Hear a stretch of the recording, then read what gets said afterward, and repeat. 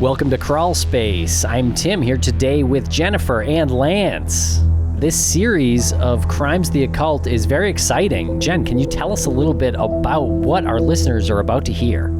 Yes, just in time for the Halloween spooky season. Each story was chosen because a crime occurred, yes, but each has an element that is unexplainable, occult, or just plain scary.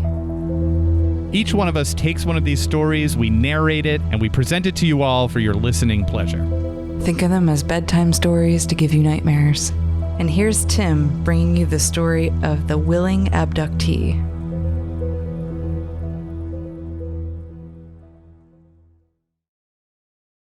And we'll be right back after a quick word from our sponsors. And a thank you to our sponsors. Back to the program.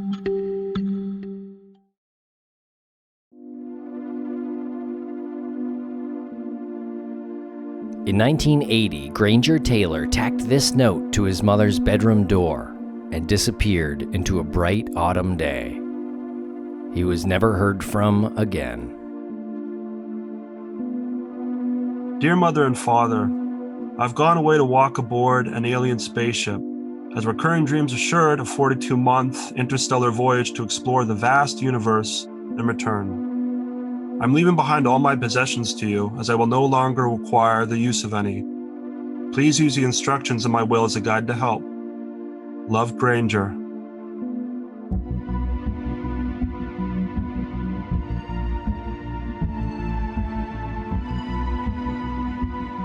The wilderness of the Pacific Northwest disappears more people than any place in North America. Perhaps it is the primordial forests, or the looming mountains, the insidious fog and rain, or the vast and unforgiving sea.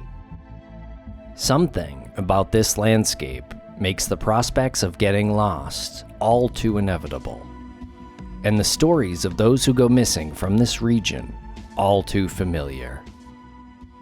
But the story of Granger Taylor is anything but ordinary. British Columbia holds the Canadian record for missing persons per capita, about 246 per 100,000 people. Vancouver Island is about as far west as you can go without getting your feet wet. It is 283 miles long and at its widest point, only 62 miles across. Most of its population is relegated to the southernmost tip of the metropolis of Victoria. The rest is uncharted and wild. Huge Douglas firs tower over dense undergrowth of fern and rhododendron. Moss creeps everywhere over the steep terrain, blanketing some combs several feet thick. Vancouver Island is also big game country. Black bears, mountain lions, black-tailed deer, and moose roam freely. Sea lions and humpback whales patrol its coasts. In short, before murderers or thieves or other nefarious human things, it is the wild that should be most feared. The town of Duncan on Vancouver Island is small and remote and home to loggers and fishermen, off-the-gridders, and more than one cult. Duncan has a population just under 5,000, but serves as a kind of pole star for the Cowichan Valley, where the Cowichan tribe is about 84,000 strong. The largest band of Cowichans are the coastal Salish people. Due to the prevalence of artifacts linked to this strong and resilient native heritage, Duncan is known as City of Totems. By age 32, Granger Taylor was of strong stock and had an abling, bear-like gait. He would often win impromptu wrestling matches with his friends and can be seen in some family photos flexing and grinning, sweat shining off his healthy face on a clear summer day. And yet Granger was also a shy, somewhat reclusive man who spoke in a quiet, gentle voice. He preferred machines to people. Granger was, by all accounts, a mechanical genius. Talent knows no class structures, no race or creed. It is as diffuse as falling snow. And one might even say Granger was born with an engineer's mind. He dropped out of school by age 8 and went to apprentice at a few local mechanical shops to learn the trade, and made his living fixing farm equipment and cars, but it was the projects he embarked upon on his family's 21-acre farm that holds the public's awe. As a young teenager, Granger restored a one-cylinder engine and refurbished a bulldozer for his neighbors to use in their ongoing construction projects. By his 20s and 30s, Granger had moved on to more complicated engines. He once found a rusting, overgrown steam locomotive in the forests of the island and restored it to working order. The BC Forest Discovery Center even placed Granger's locomotive on display after its restoration. Granger also completely rebuilt an old World War II P-40 Kitty Hawk plane, which he later sold to a collector for a sum he had never seen in his entire life. It was around this time that he befriended a local teen, Robert Keller, who helped him with the Kitty Hawk. The two bonded through mechanical projects, Granger serving as a kind of mentor to the younger Robert. "He took me under his wing," Robert told Vice. "I think he was a genius bordering on insanity." The two would often smoke pot together and discuss big ideas, from the forces which govern the universe to the existential woes of growing up in the isolation of Vancouver Island to the existence of extraterrestrials. The late 1970s brought the Star Wars franchise, Spielberg's Close Encounters of the Third Kind, Ridley Scott's Alien, and Star Trek. And in 1984, just a few years after Granger's disappearance, the Search for Extraterrestrial Intelligence, or SETI, Institute launched its mission to, quote, explore, understand, and explain the origin and nature of life in the universe, end quote. In short, aliens and space travel were firmly entrenched in the cultural and even scientific zeitgeist. It was in this time and context that Granger, not unsurprisingly, began to obsess over the existence of other intelligences of the universe. He must have puzzled the same quandaries of great physicists. Fermi's paradox famously explores the contradiction between the lack of evidence for extraterrestrial life and the staggering statistics that all but confirm their existence as per the Drake equation. This, coupled with all the tabloid and underground literature on everything from the Roswell crash to the existence of Project Blue Book to the abduction of Barney and Betty Hill, Granger's engineering mind must have asked, if these beings can visit Earth, how the hell did they get here? His passion for and compulsion to determine the mechanics of space travel thus began. In 1979, Granger began hauling bits of scrap metal to the backyard of his parents' farm. It took him about a year to gather enough material from junkyards and forest scavenges to weld together a life-size replica of a flying saucer. Douglas Curran visited Granger's spaceship for inclusion in his book, In Advance of the Landing, Folk Concepts of Outer Space. Curran said it was composed of two large satellite receiving dishes that met a circular band of metal.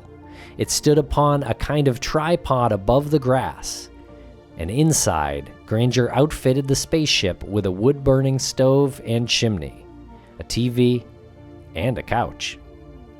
It shouldn't be mistaken that Granger thought his haphazard saucer would actually fly. He was much too smart for that. Rather, the fact that he built a spaceship that would never fly must be indicative of something. Perhaps he built it as kind of a literal think tank, a physical place in which he could camp out, drop acid, dream of space travel. Maybe it served as a proxy or inspiration, or perhaps it was a kind of totem. The town in which Granger lived was, after all, the city of totems. Tribal totems in the Pacific Northwest are heraldic, or tell stories that pass down information through the generations. Anthropologist A.P. Elkin delineated the functions of totems as social, indicating marriage or family. They can also be symbols of cults or secret organizations. Totems can appear from dreams and demand to be carved from a living tree. Or, totems can assist healers, or what Elkin calls clever people. Perhaps it was to these mysteries that Granger's spaceship was meant to pay homage. A totem emerging from a dream. meant to mark his secret knowledge, to assist him in his miraculous escape from the mundane planes of this reality. Or maybe Granger just thought building a spaceship would be cool. In the spring and fall of 1980, Granger began to drop acid almost every day. He told friends that he heard the voices of aliens.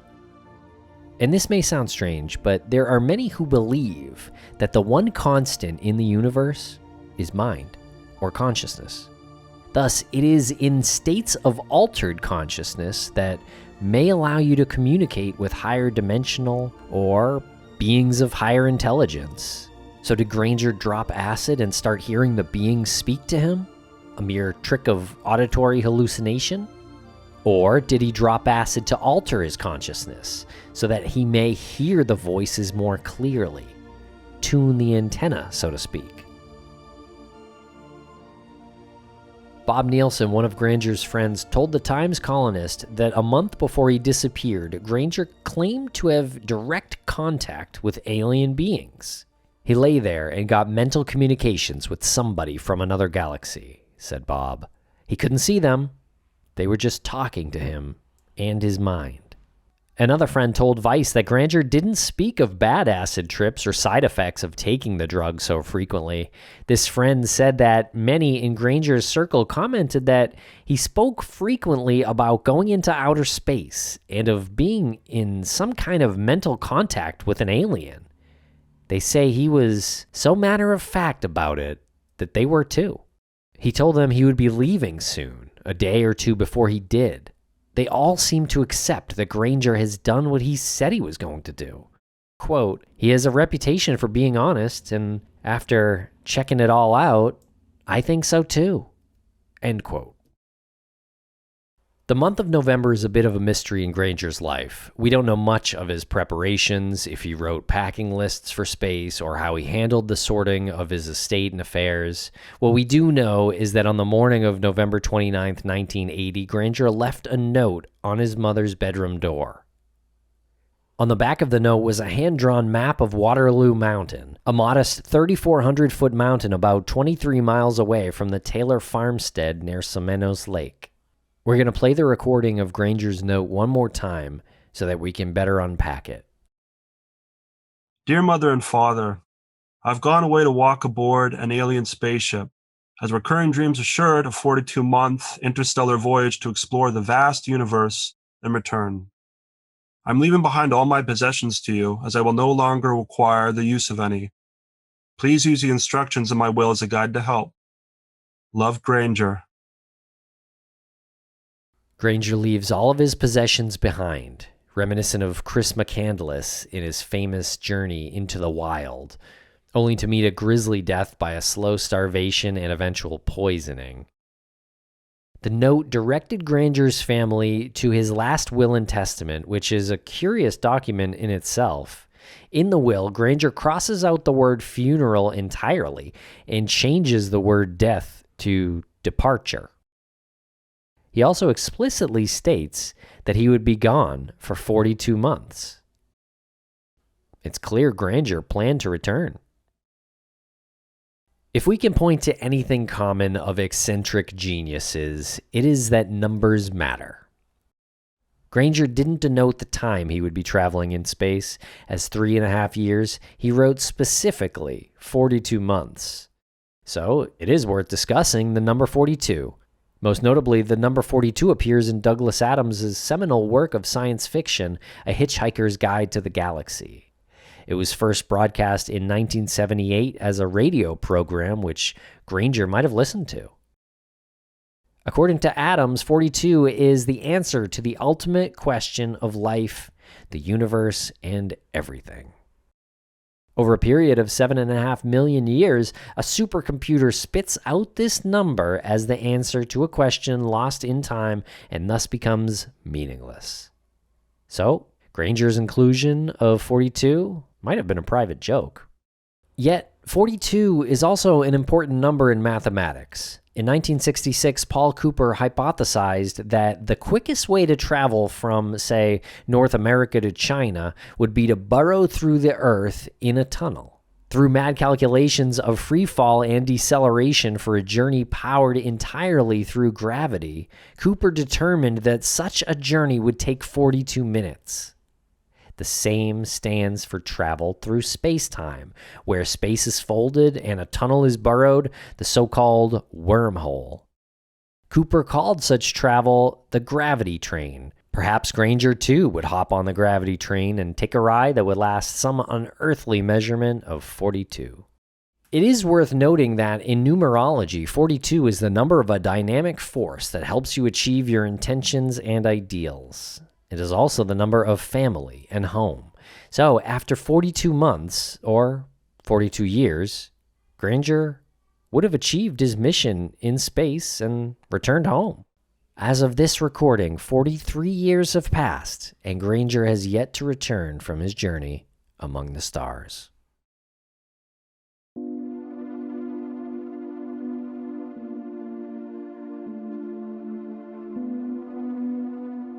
The old idiom vanished off the face of the earth engenders new meaning in Granger's case. Perhaps he did leave our lonely planet. As far as an investigation into a missing persons case, there were minimal efforts made to search for Granger. A missing persons report was filed, however, and there was a local search and rescue response. It was later determined that Granger stopped by Bob's Grill just outside of Duncan on the afternoon of his disappearance. But after November 29, 1980, there was simply no trace left of Granger Taylor, or any indication of where he might have gone. It wasn't until nearly 6 years had passed that officials discovered anything connected to Granger's disappearance. Forestry workers in March of 1986 uncovered a blast site near Mount Prevost, some 7.5 miles north of the Taylor farmstead near Lake Seminole, and entirely in the opposite direction of where Granger hinted he was headed on the back of his note, southwest to Waterloo Mountain. Officials deemed the 600-foot radius blast site was due to a dynamite explosion. A coroner's report details that fragments of Granger's truck were found at this blast site. However, many close to Granger contest those findings. Robert Keller says the coroner's report lists the truck fragments as blue in color, where Robert explicitly remembers painting Granger's truck Pepto-Bismol pink. Robert remembers that Granger was in the habit of carrying dynamite in his truck to blast tree stumps, but he maintains that Granger was practiced with the explosive and never would have mistakenly blown himself up. However, as far as the police are concerned, Granger died in the explosion. His death certificate cites November 30th, 1980 as his date of death. Yet how can it be that on the afternoon of the 29th, after Granger had visited Bob's Grill and supposedly continued north toward Mount Prevost, many locals report hearing a loud bang? If Granger did perish in the explosion, how come his official date of death is the day after this supposed dynamite mishap? Friends and family of Granger never did hold a funeral for him. Perhaps that's because they believe in Honest Man when he said he would merely be gone for some time, and when he removed the notion of funeral and death from his will. Is it actually possible that Granger was willingly abducted by extraterrestrial beings? Or did Granger manage to figure out how to bend gravity in order to travel through deep space? Both are equally as plausible or implausible. What is true is that we seldom understand genius. It is foreign, alien, if you will. What force bestowed upon Granger Taylor the gift of genius? And what same power allowed him to so thoroughly vanish? Perhaps it was a coupling of Granger's genius and his fearless belief in impossible things.